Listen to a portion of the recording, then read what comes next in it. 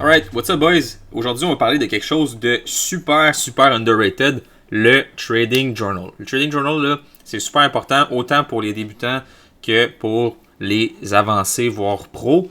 Tout le monde les utilise. Il y a plusieurs façons d'utiliser. Soit tu peux là, t'en faire un par toi-même, soit tu peux les écrire sur des cahiers Canada. Sinon, il y a une couple de programmes payants qui existent, dont TradeZilla qui est probablement le meilleur. C'est un nouveau. Personnellement, je ne l'ai jamais utilisé, mais il y a super des bons reviews. C'est assez cher, par contre, je pense que ça tourne autour de 30$ par mois, si je ne me trompe pas. Mais tu peux t'en faire un là, dans un fichier Excel ou Google Docs ou whatever, puis ça fait en masse la job. Ok. Pourquoi c'est si important que ça, un trading journal? Ben, dans le trading, là, c'est super important de ramasser des datas. Pourquoi je dis ça?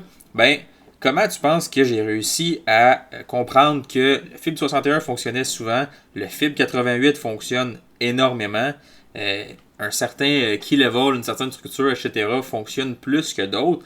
Ben, c'est justement en rentrant ça là, dans un journal, puis à la force, tu finis par te rendre compte que, ok, ces trades-là fonctionnent plus souvent, ces trades-là fonctionnent moins souvent, ces trades-là fonctionnent pas pantoute. Puis ben, c'est comme ça que tu peux justement améliorer ton win rate, puis perdre ces vieilles pertes-là que tu veux pas, puis te concentrer juste sur les trades qui sont là, vraiment là, des A1 trades, qui sont justement des super bonnes opportunités. Fait que comme moi, que j'utilise surtout le 61 puis le 88, ben c'est pour la raison que je me suis rendu compte qu'au long terme, là, c'était les niveaux de fibre qui holdaient le plus souvent puis qui fonctionnaient le mieux. C'est pas des chiffres que j'ai choisis au hasard, là. C'est des chiffres que, après 3-4 ans de data, je me suis dit, ok, ces chiffres-là, ça fonctionne. Fait que je vais continuer de les utiliser plus souvent, puis je vais souvent favoriser ces trades-là versus, exemple, un FIB 50. Un FIB 50, je me suis rendu compte que ça fonctionnait plus sur le high time frame.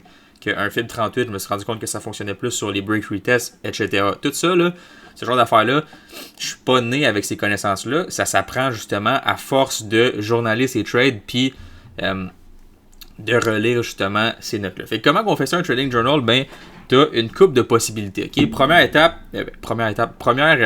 option, qui est l'option un peu la plus basic, qui est celle que j'avais pris personnellement. J'écrivais mes trades là, sur des cahiers Canada, des journals, bref, sur papier.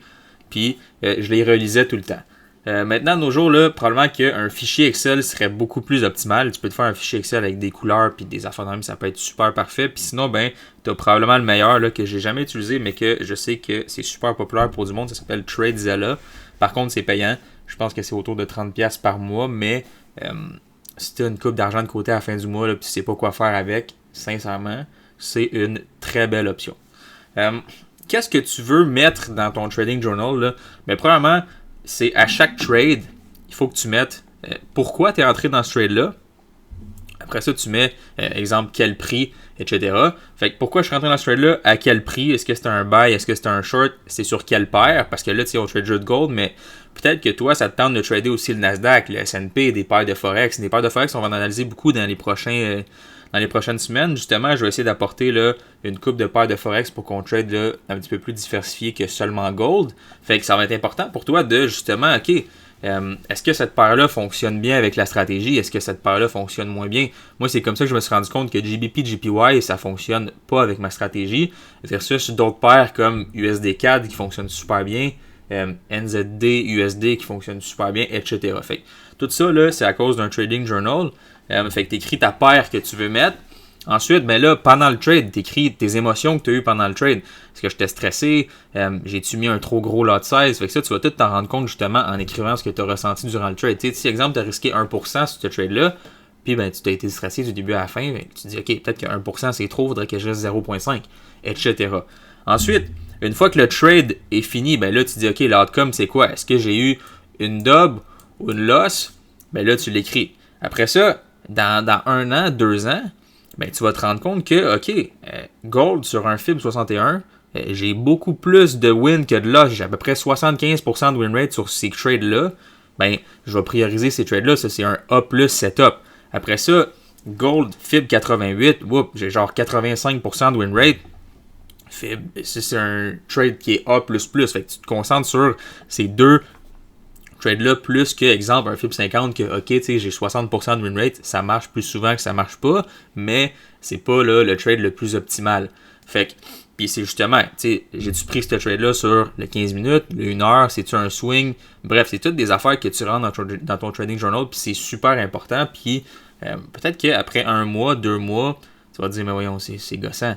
Mais ça te prend la discipline d'en avoir un pendant minimum, je te dirais 2 ans, surtout quand tu commences, 2 ans. Si t'es pas capable d'être discipliné et d'avoir un trading journal pendant 2 ans, ben t'es tout simplement pas assez qualifié pour cette job-là. Je veux dire, si t'es même pas capable de prendre là, un 15-20 minutes maximum par jour pour écrire des affaires sur justement ta job, ta business, ça fonctionnera pas. Là, je veux dire, si t'es pas un minimum discipliné justement pour avoir un trading journal, ben ça va être dur de trader parce que ça prouve justement que t'es pas discipliné, t'es pas une personne disciplinée, puis c'est très rare que quelqu'un qui est pas discipliné réussisse en trading. Fait que ça, c'était numéro 1. Fait que, comme je dis là, soyez créatifs. Je vais vous envoyer un petit exemple de moi. Vraiment, mon journal, ça ressemblait à quoi. Mais si vous voulez rajouter des choses, c'est toujours mieux d'en avoir plus que pas assez, ok? Fait que, le trading journal, comme que je dis là, c'est vraiment quelque chose que tu utilises au long terme puis qui te fait justement là, décider qu'est-ce que tu veux trader, qu'est-ce que tu veux mettre peut-être un plus gros risque sur certains trades, sur d'autres peut-être un peu moins. Si tu essayes justement des nouvelles paires, ben c'est surtout là que ça devient super important. Comme que je dis, là, on va commencer à analyser des paires de Forex. Tu ne fais pas commencer à trader des paires de Forex de nulle part puis penser que ça va marcher pareil comme Gold. Chaque paire bouge différemment. Fait que c'est important là, de justement avoir un journal pour ces paires-là, puis de voir, OK, sur USD4, je suis meilleur, sur telle paire-là, je suis moins bon, fait que tu te concentres sur certaines paires. C'est exactement pour ça que je trade juste Gold en ce moment. C'est parce que c'est la paire de trading que je suis vraiment le plus accurate, puis que tout fonctionne le plus pour moi. Fait que sur ça, si vous avez des questions, guys, n'hésitez pas, là, mes DM sont toujours ouverts.